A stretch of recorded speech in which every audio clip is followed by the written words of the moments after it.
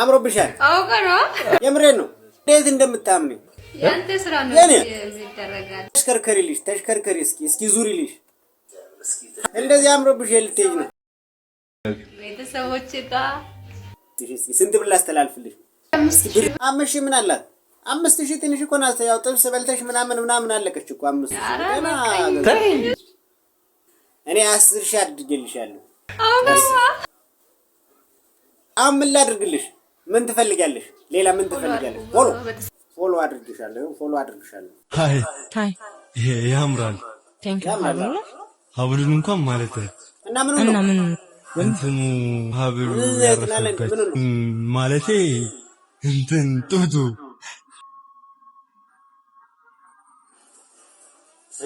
ስምሽን እንኳን ንገሪኝ። ወዳ ራስ ወዳት ትሆናለህ። ስማችሁን እንኳን ንገሩን። እንዲህ ነው ሲምባል አለ መጣይ ነው። ታዲያ ምን ያደርግልኝ? ምን ያደርግልሃል እንዴ? ታዲያ እንዳፈሩሽ የፈለጋችሁትን እዘዙ። ወይ ያሳዝንሽ? ለምን ያሳዝነኛል? ግዴታው እኮ ነው።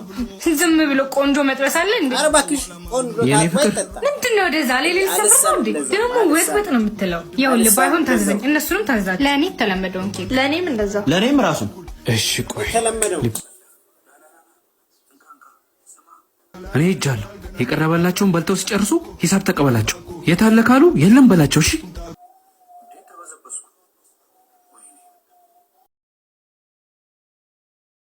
የተለመደው መጥቶላቸዋል። ዋው ወደ ቃማተ አንተ ጅል ትጫወትብኛለህ። የሰው ብር መበዝበዝ አይሰለችሽም? ያንቺ ሳያንስ ሌላ ሰብስበሽብኝ ታመጫለሽ። ጠብቀኝ፣ እኔ ባልሰራልሽ እንድትጫወትክብኝ እጫወትብሃለሁ። እሱ እንዴት እድር ነው? እንደ እድር ተሰባስበሽ 5-6ቱን ይዘሽ የተለመደውን አያሳዝንሽም? እሱ ድሃ አይደለም ሰርቶ የሚያድር ልታራቁች ነው። ያንቺ ብቻሽን ብትሄጂ እኮ ተገቢ ነው። ጭራሽ ሰብስበሽ ከሄድሽበት ታዲያ ላይናደር ነው። ተሰብስበ እንዴ ቆንጆ መጥበስ ቆንጆ ሀብት ነው እንዴ? ቆንጆ ሀብት ነው። ውበት ውስጣዊ ነው። ውጭናዊ ያለው ውበት አይደለም። በቃ ውስጣዊ ነው። ውበት ውስጣዊ ነው። መቅዲ ልትሄጂ ነው እንዴ? መጥፎ ጓደኛ ሲያጋጥም እንደዚህ እዚህ ጋር ምንድን ነው ያለብሽ? ቆይ እንደዚህ ልጥረቅሽ ልትወጪ ነው አሁን? ቀባች መጥፎ ጓደኛ ሲኖር ማለት ነው። በቃ ቀኛ ጓደኛ ሲኖር ነው። በቃ ቀብታ ሰደደቻት እኮ። እሺ ቻው፣ በቃ ሄደች። አይ መታመን በነገራችን ላይ እኮ መታመን ማለት ነው። ሰው አምነኸው ጠጋ ስትለው ስትሰጠው ማመንና መጃጃል ይለያያሉ። አምና ነው የሰጠቻት እኮ አምና ነው እንደዚህ ልታነሳላት የበለጠ ልታስውባት ነው። ግን ደግሞ አንዳንዴ ማመንህን ደግሞ በቂልነት ወስደው ያንተ መረገጫ የሚያደርጉ ሰዎች አሉ። ይሄ መተማመን ነው። ሰራውለት ወይ ቂል ሆኖ አይደለም እሱ አምናት ነው። መታመንና ሞኝነት ይለያያሉ።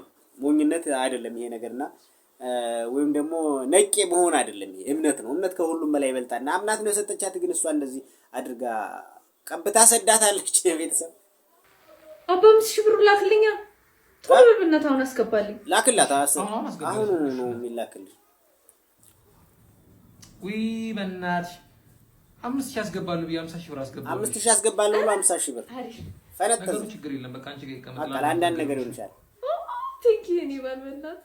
አይ ችግር የለም ተጠቀሚበት፣ ለአንዳንድ ነገር በቃ ተጠቀሚበት። አዎ ችግር የለም። ቴንክ ዩ። እሺ 5,000 አስገባልኝ።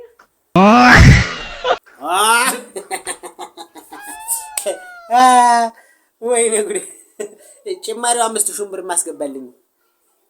አንዳንዴ ሰው በሰጠ የማይጠግብ ሰው ማለት ነው። ወይ ደግሞ ያ ቢኖርልኝ 50,000 ነው አይደል? አሁን ያ ቢጨምርልኝ ደግሞ 55,000 ይሆንልኛል ከሚል አንፃር ማለት ነው። እንደዛ እኮ ነው ሰው እንዴ። ያለቀሰው ሕፃን ትዝ አለኝ እኮ 10 ሳንቲም ጠፍቶት እያለቀሰ ሲያገኘው 10 ሳንቲም ጠፍቶ ነው ብሎ 10 ሳንቲም ይሰጠዋል። ከዚያ አሁንም ድጋሚ ይያል ነው። ከዚያስ ምን ሆነ ነው አለ ያ የጠፋው ቢኖር ኖሮ 20 ይሆንልኝ ነበር እንዳለ ማለት ነው። አስቆይ ነው ይሄንን እንግዲህ ይላችሁ የመጣሁት ቤት 50 ይሆንልኝ ነበር ለማለት ነው። 55,000 ይሆንልኝ ነበር ለማለት ነው። በጣም አስቤበት ምን እንደወሰንኩ ታውቃላችሁ? ከቤተሰቦቻቸው ጋር ከሚኖሩ ሰዎች ጋር ስለ ላይፍ ላለማውራት። ለምን?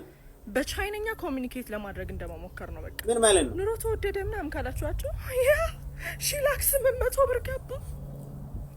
ሲጀመር እንደውም ሳስበው እንደ ጓደኛ ራሱ አያስፈልጉኝም። አይ ሚን ከ12 ሰዓት በኋላ ቤት መግባት የማይፈቀድለት ሰው ጓደኛዬ ሊሆን አይችልም። እኔ ከስራ 12 ሰዓት ነው የምወጣው። እኔ ይቅርታ አድርግልኝ ከ12 ሰዓት በኋላ በየመሸታ ቤቱ የሚንዘላዘልም ሰው እኔ አልወድም። እውነቴን ለመናገር በጊዜ ነው በእረፍት ጊዜ ነው መጫወት መዝናት፣ አሊያም ደግሞ ቤት መሄድ ነው አለቀ። ሌላ ምንም አዲስ ነገር የለውም። ወራሽ ነው እንደውም የሚገርምሽ እሱ ወራሽ ነው፣ የቤተሰቡ ወራሽ ነው።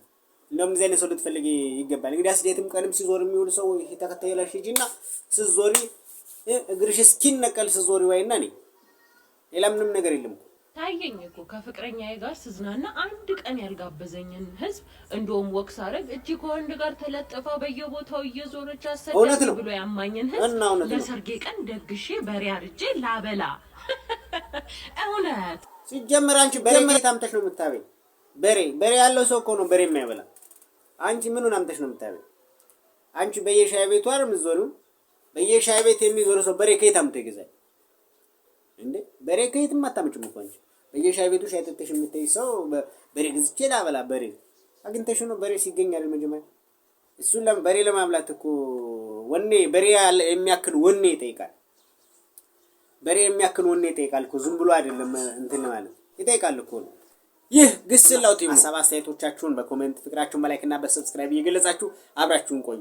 ወደ ቪዲዮ ሰብስክራይብ የምትለዋን በተን እየነካችሁ ሰብስክራይብ ያደርጋችሁ በመጫን ሰብስክራይብ ያደርጋችሁ ቤተሰባዊነታችሁን ታረጋግጡን ባስወጣ ይቃሉ። ሰብስክራይብ ያደርጋችሁ ቤተሰባዊነታችሁን ታረጋግጡን ባስወጣ ይቃሉ። ልጆች ዞር ልጆች የምዳረጉ አይ ልጅ ነገር ነገሩ ይሄ ምኑ ይታያል? ይሄ ምን ሀገር የሚያክል ነው እኮ ምኑ ይታያል? ዝም ብላችሁ ነው የደከማችሁ። እውነት ዝም ብላችሁ ነው የደከማችሁ። ዞር ብትሉ ጥሩ ነበር። ዝም ብላችሁ ነው የደከማችሁ። ማማ እንጂ ደህና ነህ ወይ? እንዴት ነህ? ሲስተንብን ታውቃ ደግሞ ቆንጆዬ ነህ። ማነው ስምህ? ወይኔ በጣም ነው የምታምረው ደግሞ። ምን ያማዝዛል? አንቺ ያምሻል እንዴ? ምን ያማታል?